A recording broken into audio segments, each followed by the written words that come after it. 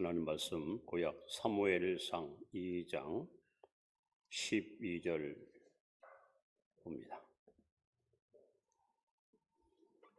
구약 성경 410쪽입니다. 410페이지. 사무엘상 2장 12절부터 17절까지 교독합니다. 엘리의 아들들은 행실이 나빠 여호와를 알지 못하더라.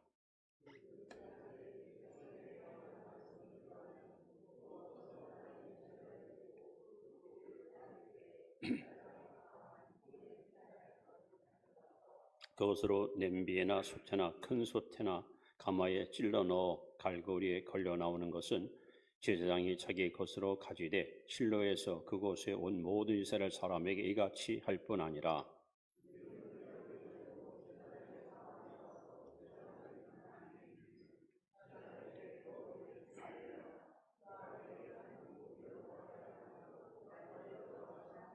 그 사람이 이르기를 반드시 먼저 기름을 태운 후에 내 마음에 원하는 대로 가지라 하면 그가 말하기를 아니라 지금 내게 내라 그렇지 아니하면 내가 억지로 빼앗으리라 하였으니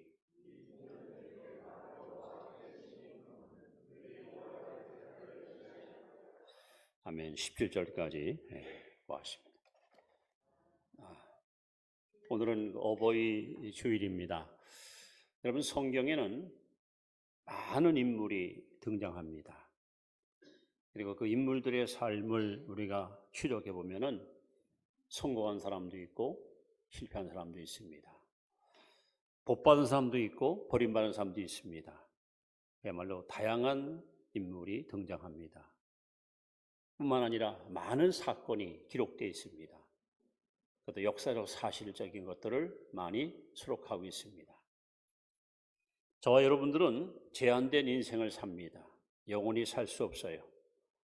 시편 90편에 보면 모세가 기록한 소위 인생 이력서인데 10절에 이렇게 기록합니다. 인생의 연수가 70이요 강건하면 80일지라도 그 자랑은 수고와 슬픔뿐이라 그랬어요.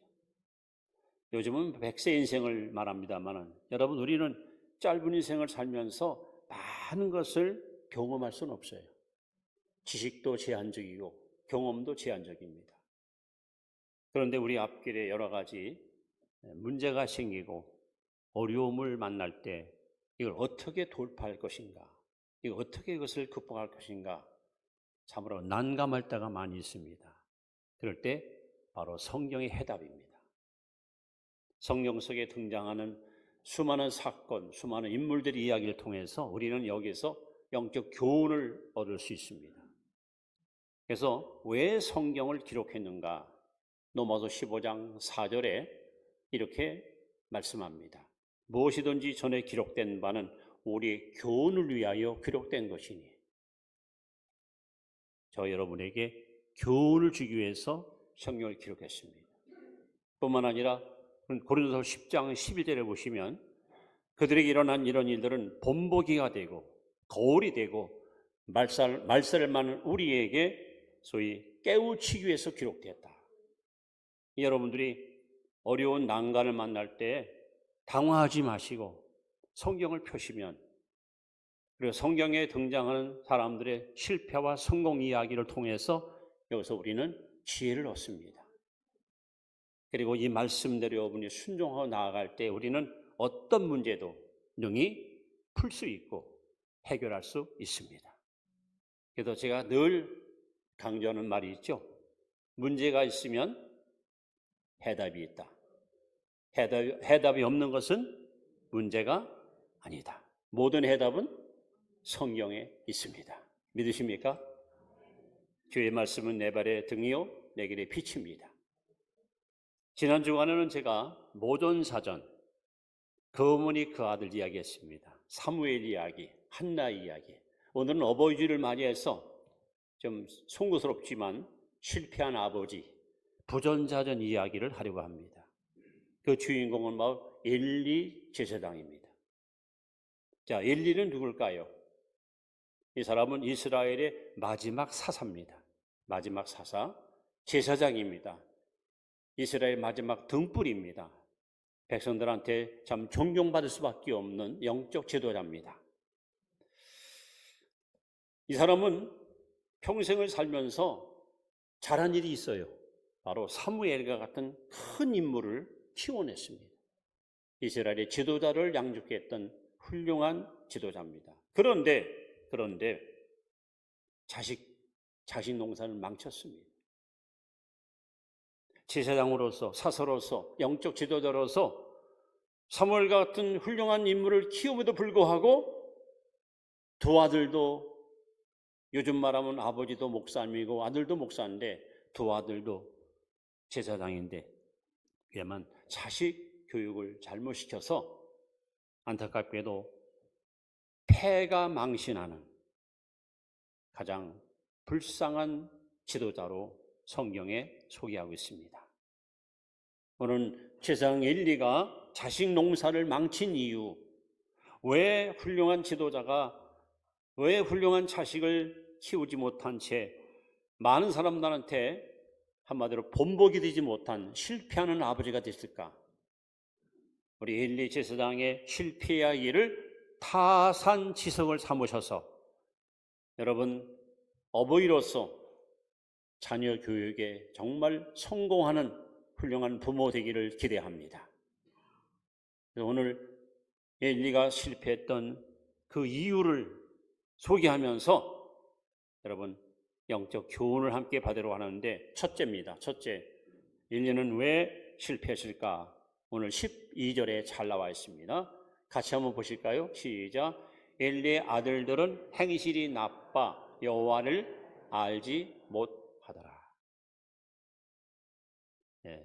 전에 성경에 보니까 엘리의 아들들은 불량자라 이렇게 써있어요. 불량품이라. 행실이 나빠요. 자, 행실이 나쁜 거 뭐 그렇잖아요. 자녀가 성격이 똑같을 수는 없습니다. 기질이 나쁠 수 있고 뭐 급한 사람도 있고 느린 사람도 있고 사실은 그건 문제가 안 됩니다. 진짜 문제가 뭐냐? 여호와를 알지 못하더라.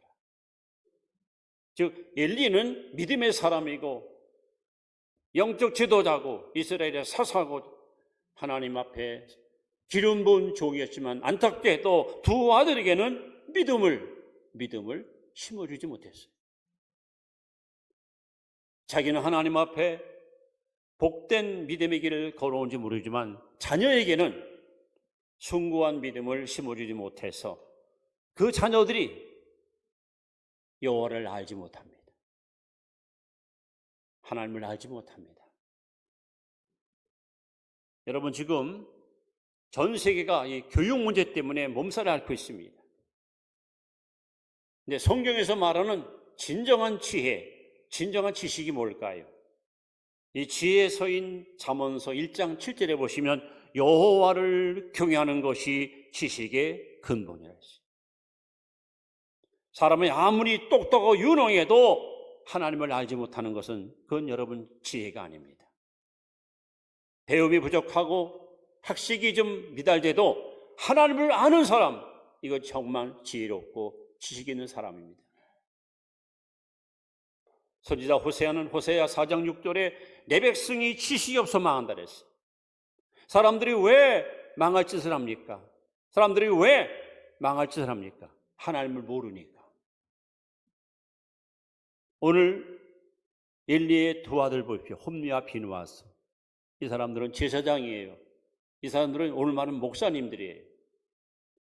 그런데 어떻게 제사장이 하나님을 알지 못해요? 하나님을 몰라요. 하나님을 모르니까 어떤 행동을 그들은 해야 합니까? 여기 행실이 나빴다 그랬잖아요.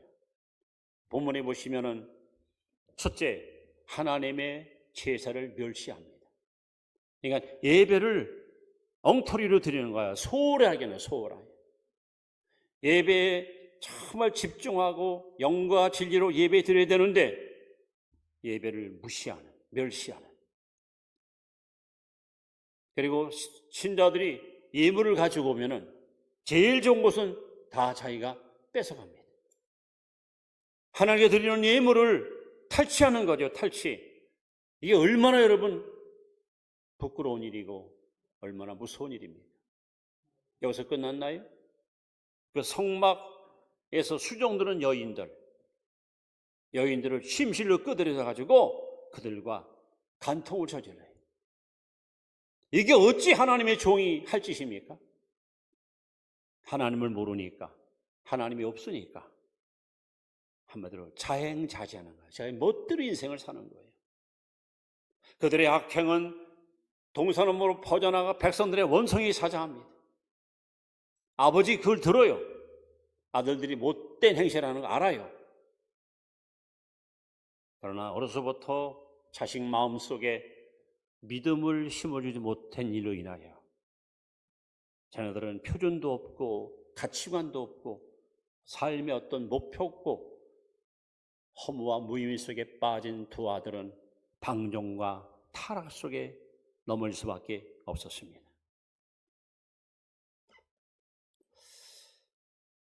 결국 이 엘리의 문제는 뭐냐? 자녀들에게 올바른 가치관을 심어주지 못한 거예요. 오늘 여러분들은 여러분 자녀들 마음속에 예수님을 심어주고 계십니까? 네가 어디 가든지 뭘 하든지 하나님을 경외하며 그의 법도 윤리를 따라 순종하고 살아라. 여러분 그렇게 교훈하십니까? 여러분 자녀들이 뭘 하든지 하나님 영광에서 살기를 소망하고 있고 어디 가든지 늘 하나님을 의식하면서 호람되어 신전 의식 갖고 살게 여러분 양육하십니까? 로마서 1장에 보시면 하나님께서 사람에게 내리시는 형벌 중에 가장 무서운 형벌이 뭐라고 써 있습니까? 가장 무서운 형벌. 내버려 두는 거예요. 하나님을 마음에 두기를 싫어하니까 하나님 내버려 두는 거예요. 그래? 나 오늘부터 너 터치 않을게. 네 마음대로 살아. 네 마음대로 살아.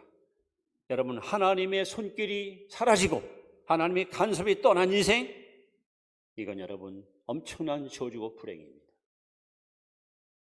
마치 예수님께서 요한복음 15장 5절에 예수님은 참 포도나무고 우리는 가지입니다. 주님 말씀합니다. 나를 떠나서는 너희가 아무것도 할 수 없느니라. 엘리가 왜 실패했습니까? 왜 실패한 아버지로 부끄럽게 성경에 소개됩니까? 자기는 제사장이고 아들도 세습을 해서 기름 부은 종이 됐는데 안타깝게도 자식의 마음속에 하나님을 심어주지 못했어요. 믿음이 없었어요. 그러니까는 자식들이 이렇게 엄청난 방종과 타락과 불의를 행하여 행실이 나빠서 백성들한테 원성을 사는 부끄러운 가정이 되고 말았습니다. 참 엘리는 그저 살찌우고 자기 자신에 대해서는 굉장한 애착을 갖고 일면서면서 자식에 대해서는 굉장히 무관심했어요.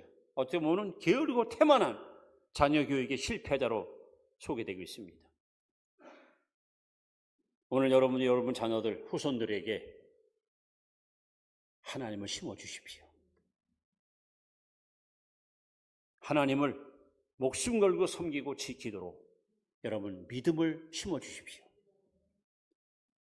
만약에 그들이 하나님을 잊어버리고 살면, 하나님 없는 인생을 살면 이 땅에서 아무리 부귀 영화를 누린다 한들 그 인생의 마지막 종착역은 멸망으로 끝납니다. 그래서 우리가 흔히 하는 말로 자녀들에게 믿음의 유산을 물려주라 이겁니다. 근데 엘리야는 이걸 못했습니다. 두 번째 엘리야가 뭘 또 실패했을까? 이번에는 읽지 않았으나 25절 말씀을 같이 봅니다. 함께 읽습니다. 시작. 사람이 사람에게 범죄하면 하나님이 심판하시려니와 만일 사람이 여호와께 범죄하면 누가 그를 위하여 간구하겠느냐? 네. 그들이 자기 아버지의 말을 듣지 아니하였으니 이는 여호와께서 그들을 죽이기로 뜻하셨습니다. 엘리는 두 번째 자녀에게 순종을 가르치지 못했어요. 순종. 여기 뭐라고 써 있습니까? 아버지 말을 듣지 않아요. 아버지 말을 막 우습게 여겨요. 여러분, 순종이라는 뜻이 뭔지 아십니까? 순종하라 할 때 순종, 듣는다, 듣는다. 자녀들이 부모님이 말씀할 때 정중한 자세로 경청하는 거, 그게 순종이에요. 불순종하는 게 뭐예요? 안 들어. 그만하세요. 시끄러워요. 아예 부모님 말을 듣지 않아요. 이거 불순종입니다. 안타깝게도 홈리와 비누아스는 아버지 말을 듣지 않아요. 내 아들아, 백성들의 원성이 사자하구나. 너희들 어찌해서 제장돼가지고 하나님 이물을 훔쳐가며 성막에서 여자를 강간할 수 있으며 이런 악을 행할 수 있단 말이냐. 그러지 마라. 절대 그러지 마라. 그럼 안 된다. 사람에게 진 죄는 사람이 용서했지만 하나님께 지은 죄를 어찌 용서받겠냐고 이렇게 아무리 얘기해봐야 두 아들은 아버지 말을 귀담아 듣지 않습니다. 이것이 바로 두 번째 실패 이야기입니다. 여러분, 자녀들에게 어려서부터 순종을 여러분 가르치십시오. 잠언 22장 6절에 보시면 마땅히 행할 길을 아이에게 가르치라. 그리하면 늙어서도 그를 떠나지 아니하지. 어려서부터 순종을 가르쳐야지 나이 든 다음에 청소년, 청년 될 때는 안 들어요, 여러분. 절대로 쉽지 않습니다. 그래서 어려서부터 여러분 순종을 가르쳐야 됩니다. 그리고 가장 좋은 것은요, 강요하지 말고 욱박지르지 말고 자녀들의 인격을 존중해서 아이들 이야기를 수렴해야 돼요. 잘 들으면서 가르쳐야 돼요.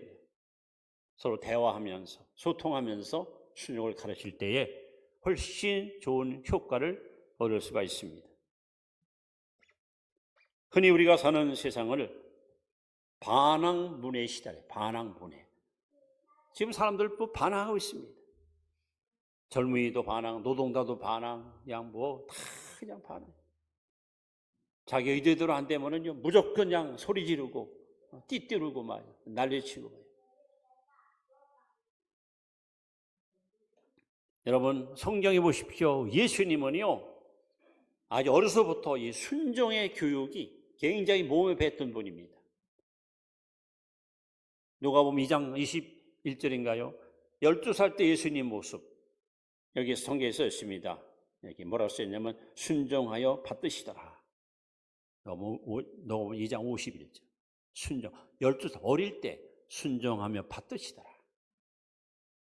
또 심지어는요. 히브리 5장 8절에 보시면 예수님은 하나님의 아들이시면서도 고난을 자취하여 순종을 배웠다는 거예요. 순종하기 위해서 고난을 스스로 자처했어요. 고난을 받으니까 자아가 깨어지고 고집이 깨지고 어떤 욕심, 이기심이 사라지고 이 순종의 사람으로 변화받았다는 거예요. 예수님의 순종의 극치는 겟세마네 동산에서 그대로 드러나지 않습니까? 하나님께서 예수님께 말씀합니다. 인류의 죄를 내가 끌어안고 십자가에 죽어라. 아버지, 꼭 이렇게 해야 됩니까? 이 길이 아니면 인류를 구원할 길이 없나요? 할 수 있으면 아버지 이 잔을 내게 옮겨달라고 예수님이 피땀 흘려가면서 하나님께 여러분 울부짖고 기도하지 않습니까? 그러나 이내 예수님은 아버지 뜻대로 되기를 원합니다. 죽음조차도 하나님께 순종합니다. 예수님은 이렇게 순종의 본을 보였고 어려서부터 마지막 십자가 하는 길까지 순종의 길을 걸어갔는데 오늘 엘리는 안타깝게도 두 아들에게 순종을 제대로 심어주지 못했어요. 그들의 악행을 지적하고 잘못을 책망해도 자녀들은 그야말로 막 귀를 닫고 듣지 않습니다. 어리 그뿐인가요? 왜 엘리는 또 실패하는 아버지였을까요? 이번에는 우리가 읽지 않았으면 3장으로 넘어가서 13절에 이렇게 써 있습니다. 자, 같이 한번 읽습니다. 내가 그의 집을 영원토록 심판하겠다고 그에게 말한 것은 그가 아는 죄악 때문이니 이는 그가 자기 아들들이 저주를 자청하되 금하지 아니하였습니다. 엘리의 실패의 세 번째 원인은 자녀를 훈계하지 않았습니다. 훈계.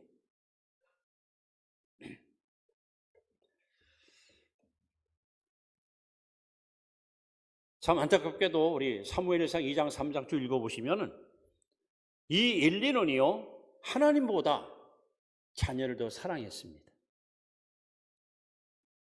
하나님보다 자녀를 사랑했습니다. 사랑하는 게 당연하죠. 그러나 사랑하는데 죄까지 사랑해요? 아니잖아요. 자식이 죄 짓고 사는데 그걸 사랑한다는 것이 과연 타당한 일입니까? 성경은 항상 일관성 있게 우리에게 말합니다. 너희 자녀를 주의 교양으로 훈계하라. 여러분의 자녀들을 좋은 그릇으로, 좋은 일꾼으로 키우기 원하신다면 잠언 13장이 자녀 교육 교과서예요. 한번 찾아 읽어보시고 그 말씀을 보면서 그 속에서 지혜를 얻으세요. 잠언 13장. 특히 24절에 보시면 뭐라고 기록한지 아십니까? 매를 아끼는 자는 그의 자식을 미워함이라. 자식을 사랑하는 자는 건실히 징계하느니라. 여러분 자식이 악을 행할 때는요 따끔하게 매를 대세요. 반항하고 불순응할 때는 여러분요 매를 대서라도 그 잘못된 반항을 꺾으세요. 저는 능력이 부족해서 자식 하나밖에 못 뒀습니다만은 어떻든 성경적으로 자식을 키워보려고 나름 많이 애썼습니다. 그래서 초등학교 6학년 때까지는 잘못하면은 단호하게 막 매를 댔습니다. 그리고 제가 항상 이 두 가지를 강조했습니다. 너 부모에게 순종하라. 정직하게 살아라. 어려서부터 계속. 근데 지금까지 제가 살아오면서 단 한 번도 저에게 왜요? 하고 반문한 적이 없어요. 때로는 부당하기도 하고 타당하지도 않고 어쩌면 제 주장이 약간 틀릴 수 있어요. 그러나 부모라는 이유 때문에, 아버지라는 이유 때문에 항상 예 하고 순종을 받아들였지 왜요 하고 따지거나 물은 적이 없어요. 이것이 왜 중요합니까? 에베소 6장 1절에 자녀들아 너희 부모를 조언해서 순종하라. 이것이 옳으니라. 내 아버지 어머니를 공경하라. 이는 내가 땅에서 잘되고 장수하리라. 자녀가 복받는 비결이 이거예요.